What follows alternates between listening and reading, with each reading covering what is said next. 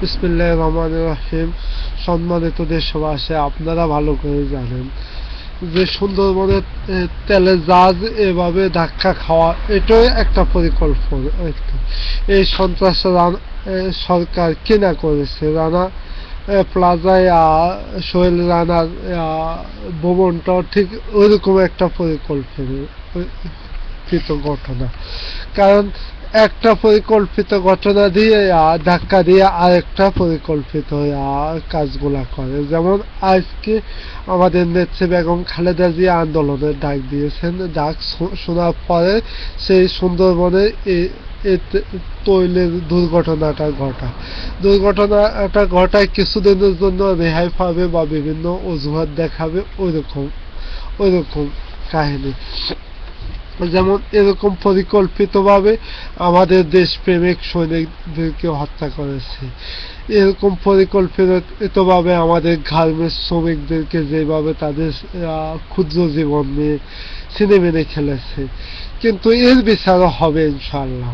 তাদেরকে আমরা আল্লাহ যদি আমাদেরকে উদ্ধার করে, দেশকে রক্ষা করে, তাদেরকে ইনশাআল্লাহ আদালতের কাঠঘরে দাঁড়া করা।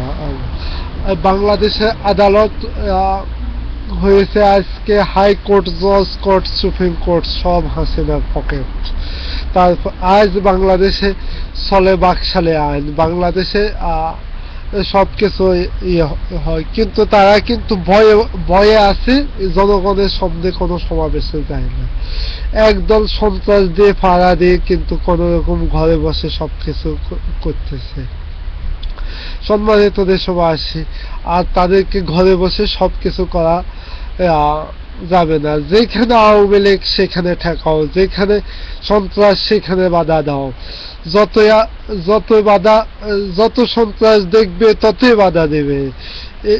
এই দেশকে আমরা উদ্ধার করতে হবে। এই দেশ ভারতের সামসা না, এই দেশ ভারত আমাদের সামসা। আমরা এই দেশকে ঘটবো যেরকম ভাবে স্বপ্ন দেখেছিলেন আমাদের প্রেসিডেন্ট জিয়াউর রহমান, যেরকম ভাবে আমাদের নেত্রী বেগম খালেদা জিয়া দেশ এবং জাতিকে উন্নয়নের দিকে টেনে নিয়েছিলেন। আজ এই কালনাগিনী সরকার থেকে আমরা মুক্ত হব, দেশকে মুক্ত করব। মা দুর্গা কি বলছে এভাবে মানুষ হত্যা করার জন্য, সে মা দুর্গার অজুহাত নেই। আপনারা ভালো করে জানেন এই দেশের সবকিছু ধ্বংস করার একমাত্র ধ্বংসের কাণ্ডারে সে আওয়ামী বাকশালী সরকার।